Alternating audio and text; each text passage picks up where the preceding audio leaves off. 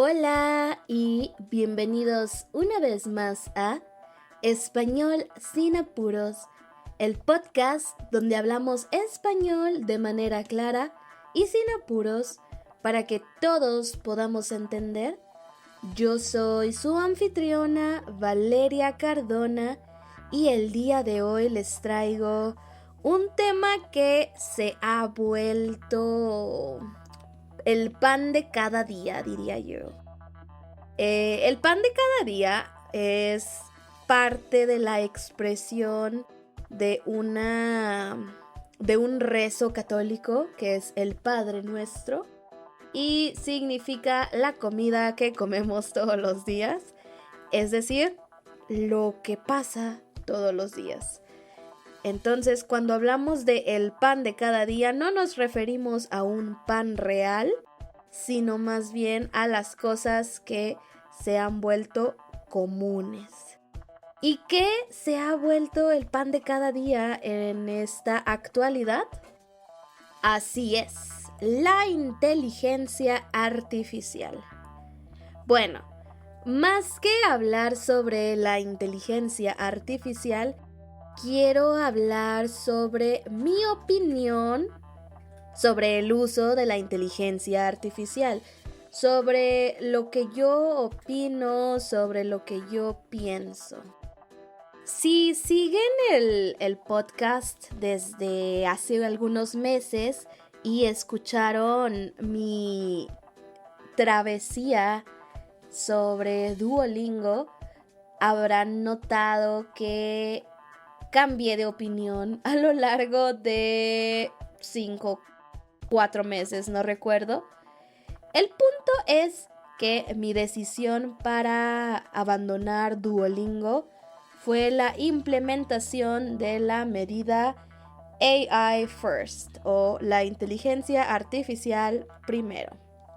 Desde ahí, pues no recuerdo qué dije, la verdad, pero estoy segura de que di un poco de mi opinión sobre esa estrategia. Y pues obviamente me disgustó y dejé de usar esa plataforma. Entonces, no sé si yo les di la impresión de ser una persona que odia la inteligencia artificial. Porque es verdad, hay muchas personas que hoy en día rechazan el uso de la inteligencia artificial y su existencia. ¿Soy yo una de esas personas? Chon, chon, chon. No. Bueno, sí y no. Vámonos por partes, ¿ok? Yo no odio la existencia de la inteligencia artificial. Yo creo que es como un paso lógico. Siento que era cuestión de tiempo que dicha tecnología existiera. Todo apuntaba hacia ello, ¿saben? Desde que empezamos a crear computadoras, desde que empezamos a crear programas de computadoras, sabíamos que en algún momento las computadoras tendrían, no lo vamos a llamar una conciencia porque no es una conciencia, pero tendrían la habilidad de actuar cuasi humanos, ¿sí? Obviamente, yo sí estoy muy consciente de que las inteligencias artificiales, como su nombre lo dice, no son inteligencias reales. Son programas que están entrenados para responder a ciertas situaciones. Por eso mismo, yo sé que ChatGPT no me puede dar terapia. Sé que hay ciertas cosas de la psique humana que ChatGPT jamás va a entender. Es decir, puede entender ciertas cosas lógicas, pero la falta de lógica del humano no sé si la pueda entender. Tal vez tratará de replicarla, pero no creo que, al menos ahora, la entienda. En el futuro tampoco lo creo, pero quién sabe. Ahora sí, vámonos por partes. Creo que ya dije eso, pero voy a hablar primero de lo que me preocupa, de lo que no me gusta, y luego les voy a hablar de cómo uso yo la inteligencia artificial y todo eso. Creo que el primer punto del que quiero hablar es el uso de la inteligencia artificial en las escuelas. Miren, yo terminé la universidad en 2019, en diciembre de 2019, y después de allí no he vuelto a estudiar académicamente. Tengo intenciones de hacer una maestría, pero todavía no llego allí. A partir de entonces quiere decir que yo ya no estudié, pero después de la pandemia fue que el boom de las inteligencias artificiales estalló. Y estoy muy feliz de no haber vivido esa época, la verdad. Mucha gente piensa que pues es más fácil ser estudiante ahora. No tienes que esforzarte tanto, puedes simplemente pedirle a ChatGPT que te escriba tu ensayo y con eso ya es más que suficiente. Si no tienes tiempo de leer el libro que tenías que leer para el martes, le preguntas a ChatGPT cuáles son los puntos importantes, qué es lo que tienes que saber y listo. La verdad es que es muy práctico. Yo no voy a mentir y decir que no tuve momentos en los que no leí un libro que tenía que leer. Yo como estudiante de literatura tenía que leer muchísimos libros a la semana y a veces eran unos que eran aburridísimos y yo prefería, si tenía que leer 3 libros, pues a lo mejor uno de ellos no iba a lograrse. Entonces yo sí buscaba resúmenes y leía el resumen y a veces eran muy malos, no voy a mentir tampoco, pero bueno, era un riesgo que yo tomaba. Sin embargo, la facilidad que ofrece ChatGPT sí está haciendo más flojos a los estudiantes. Como saben que no es necesario leer, no lo van a hacer. Pero bueno, lo que más me alegra es saber que hoy en día, no sé, todos los profesores tienen estos softwares antiplagio. Y cada vez que un estudiante les envía una tarea, los profesores entran a estos programas y corren el texto para asegurarse que sus estudiantes no plagiaran. Lo cual me parece bien, pero yo creo que, bueno, hoy en día muchos estudiantes usan estas herramientas de inteligencia artificial, lo que hace que todos los estudiantes suenen igual, digámoslo así. Pero algo que desde mi experiencia, y yo creo que desde la experiencia de muchos, es algo real, es que cuando tú lees ensayos y luego tú escribes ensayos, tu voz narrativa va, bueno, sí, pues narrativa o tu voz de escritura va a sonar similar a tus lecturas. Tiene todo el sentido del mundo. Quiere decir que si tú eres una persona que lee mucho, vas a sonar como una persona que también lee o que escribe. Si todos usan ChatGPT, ChatGPT va a aprender de estas personas, de quienes escriben ensayos. Entonces, hay estudiantes que genuinamente sí tienen la habilidad de escribir un ensayo y sonar decentemente. Hay otros que quizás no es su fuerte, pero ahora va a ser muy difícil discernir quién es quién. A mí me habría molestado muchísimo escribir un ensayo porque la verdad yo no me considero la mejor escritora para nada, pero yo sé que yo tengo la habilidad de escribir un ensayo si así me lo propongo o lo requiero.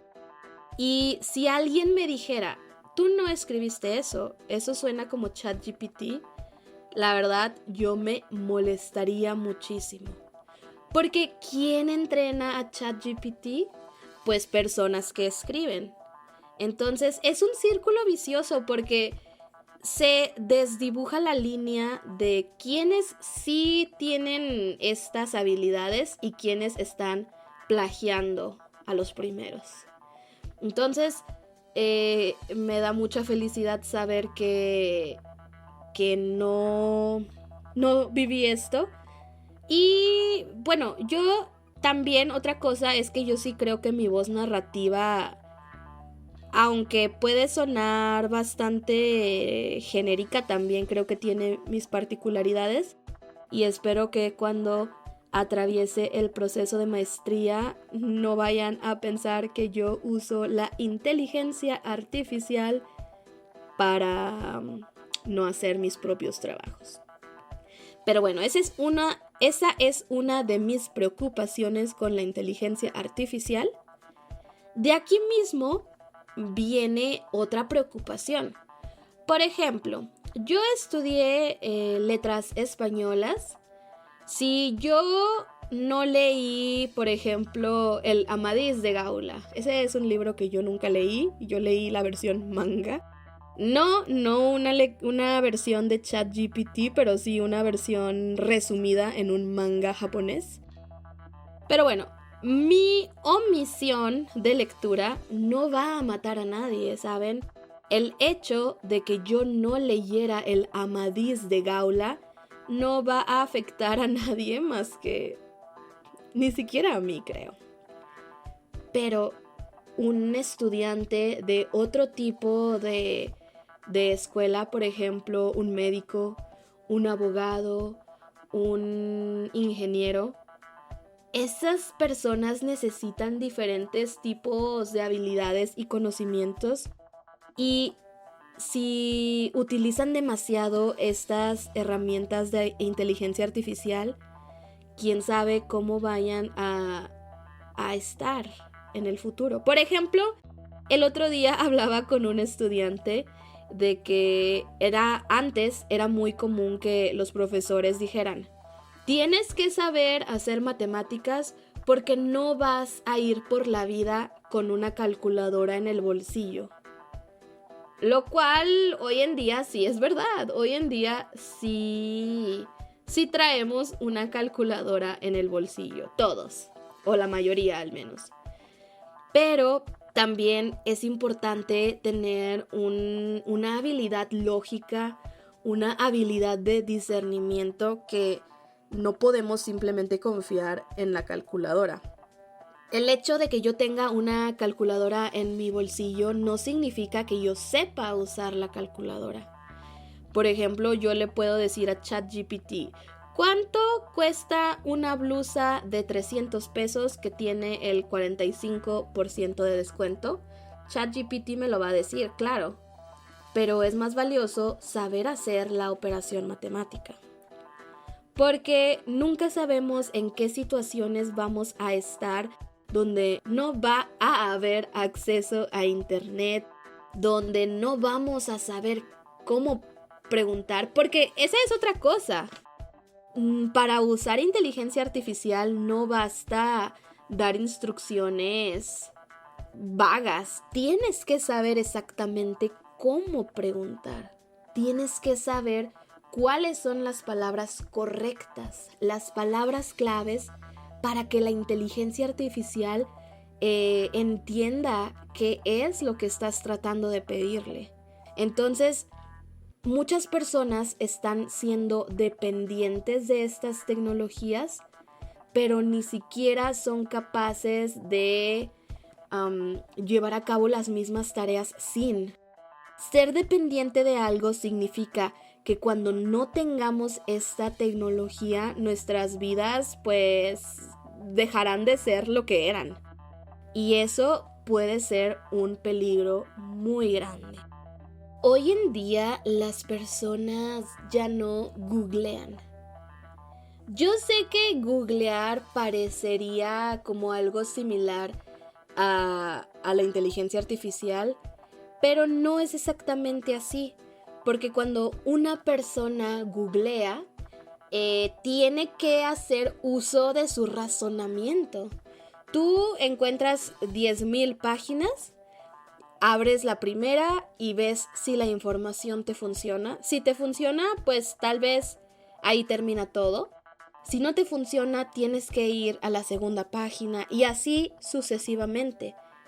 Con toda la información que tú lees, tienes que usar la razón para darle forma.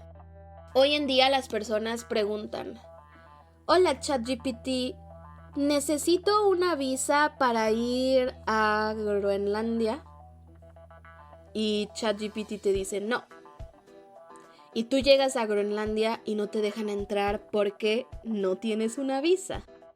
Entonces, es verdad. Por ejemplo, cuando nosotros le preguntamos algo a alguien, tenemos que depender del conocimiento de esta persona.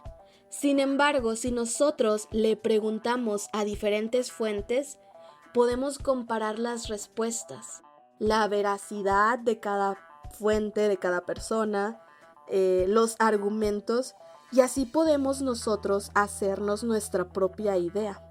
Si confiamos plenamente en ChatGPT, nos atenemos a que a veces nos da respuestas obsoletas, nos da respuestas desactualizadas o que no están completas, ¿sí? Muchas veces ChatGPT toma textos, por ejemplo, en un texto dice: las personas diabéticas sí pueden consumir azúcar, coma o punto y coma. Sin embargo, es muy importante que, regulen el consumo. Entonces, ChatGPT leyó que dice que sí pueden consumir azúcares. Si yo le pregunto: hola ChatGPT, tengo diabetes, ¿puedo consumir azúcar? Su primera respuesta va a ser sí. Tal vez, y lo bueno es que hoy en día sí te da más información, pero a veces no. A veces solo te va a decir sí, sí puedes. Y tú te vas a quedar con esa información y vas a decir: ChatGPT me dijo que puedo consumir azúcar, entonces voy a comerme un algodón de azúcar entero aunque soy diabética. Eso es bastante irresponsable de nuestra parte. Claro que la inteligencia artificial, o más bien sus creadores, tienen una responsabilidad, pero la responsabilidad mayor recae en el uso que le damos y en cómo le creemos, qué tanto le creemos. Algo similar que está surgiendo y que la verdad no me encanta es que en Twitter, o como se llama ahora X, existe una inteligencia artificial que se llama Grok. Y tú puedes interactuar con Grok de diferentes maneras, pero la más popular creo que es utilizando el arroba. Tú escribes @Grok y le preguntas lo que tú quieras. La forma en que se está usando es que, por ejemplo, hay un tweet que dice: Chin Chin es la última panda en México y cuando muera China va a regalar otro panda. Entonces, un usuario pregunta: @Grok, ¿es esto cierto? Y Grok le responde: por el momento no hay información al respecto. No se sabe de un nuevo panda, pero existe la posibilidad. Esta respuesta pues no tiene nada de malo. Yo la verdad veo que Grok es bastante veraz. Pero ahí viene de nuevo. ¿Por qué le preguntas a una inteligencia artificial? ¿Por qué no vas a una fuente confiable y lo investigas? Es tan fácil. Yo sé que toma más tiempo, pero no toma tanto. Ciertas cosas son inocentes, no hay ningún problema que nosotros le preguntemos eso a una inteligencia artificial como a Grok. Pero he visto tantas cosas que hay personas que preguntan cosas que uno debe decidir por sí mismo, por ejemplo. Que son decisiones personales o que son cosas que no hay un sí o un no. Y aún así confían ciegamente en Grok. Yo nunca he usado Grok para empezar. Algunas personas me parecen, pues no me parece mal que la usen, pero creo que están dependiendo demasiado y Grok es una inteligencia artificial, no es Dios, no conoce todo, entonces no deberían pues basar toda su realidad en lo que dice o no dice, ¿saben? No sé, podría hacer un episodio completo sobre este fenómeno, sobre los ejemplos que más me han perturbado, pero chicos, no hay que depender de lo que diga una inteligencia artificial, hay que saber discernir y usar nuestro raciocinio. Bueno, ¿cómo uso yo a ChatGPT? Es la única inteligencia artificial que uso conscientemente. Creo que a veces Gemini sí la uso, pero porque yo escribo algo en Google y Google utiliza a Gemini. ¿Es Gemini? No sé. Pero creo que sí. Entonces, la única herramienta de inteligencia artificial que uso conscientemente es ChatGPT. Pero yo no uso ChatGPT para que haga cosas por mí. Al menos no cosas que yo bien podría hacer. Por ejemplo, a veces yo soy muy mala para decir lo que quiero decir tal y como lo quiero decir. En el momento no soy muy elocuente. Escribo mejor de lo que hablo, eso sí. Pero no tiendo a ser muy elocuente, entonces a veces no encuentro las palabras precisas que necesito en el momento. Y, por ejemplo, yo te puedo decir, oye, ¿cómo se dice cuando usamos palabras muy elegantes con la intención de que nuestro texto suene muy intelectual, aunque no necesariamente sea intelectual? Yo te puedo explicar eso, pero no recuerdo que la palabra es rimbombante. Entonces yo le pregunto a ChatGPT, ¿cómo se dice cuando una palabra es esto, esto y esto y esto? Y ChatGPT me dice, puede ser esto, esto o esto. Así lo uso. Con mis estudiantes, a veces ellos me dan, no sé, una frase en inglés y me preguntan cómo se dice en español. Si recuerdan el episodio donde hablé de que las personas bilingües estamos condenadas, recordarán que yo les dije que ser bilingüe te arruina un poquito tu idioma original. Y a veces me pasa que no recuerdo cómo se dice ciertas frases, o a veces no sé si ciertas frases sí funcionan como una traducción directa. Lo que hago entonces es ir a ChatGPT y le pregunto cómo se dice esto en español y me da varias opciones. También a veces yo estoy dándole ejemplos a mis estudiantes y en el momento puedo pensar en 5 ejemplos, pero yo quiero que ellos estudien 20. Entonces yo le enseño a ChatGPT el patrón y le digo, por favor, dame más ejemplos. Me da los ejemplos, pero aquí viene lo importante. De todo lo que yo le pregunto a ChatGPT, son cosas que yo ya conozco la respuesta. Son cosas que yo ya sé, solo que en el momento no puedo pensar en ellos. Y si ChatGPT me da una respuesta que no es cierta, yo la descarto inmediatamente. Yo digo, no, esto no es verdad, entonces lo demás sí, pero esto no. Y eso es algo que muchas personas acordamos. Cuando utilizas la inteligencia artificial en un tema del que tú eres más o menos experto, te das cuenta de lo poco que la inteligencia artificial sabe. Es decir, sí parece que sabe, pero muchas veces no es completamente cierto. Y si tú desconoces del tema, no tienes manera de asegurarte de que la información es veraz, es verdadera. Entonces, yo solo hago preguntas que puedo usar con mis estudiantes. Hago preguntas de idiomas, preguntas que puedo confirmar en otras fuentes. Y así es como yo utilizo ChatGPT. También la verdad es que a veces me da miedo hacer ciertas preguntas porque en mi mente pesimista en el futuro vamos a vivir en un estado neofascista donde van a saber todo de nosotros y a veces prefiero no hacer preguntas que puedan quedarse almacenadas y que después en el futuro yo vaya a tener represalias. Por ejemplo, si yo googleo algo, ellos no necesariamente saben qué es lo que quiero saber. Y no me refiero a cosas ilegales o cosas malas, pero en el futuro no sabemos quién va a controlar la verdad. Pero estas ya son más mis teorías conspirativas que la verdad.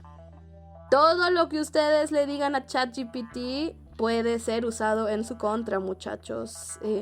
Se queda almacenado en la base de datos, así que pues ustedes saben. Pero bueno, eso es todo por hoy. Hay muchísimas más cosas que hablar sobre la inteligencia artificial, pero pues en un podcast de menos de media hora no es posible.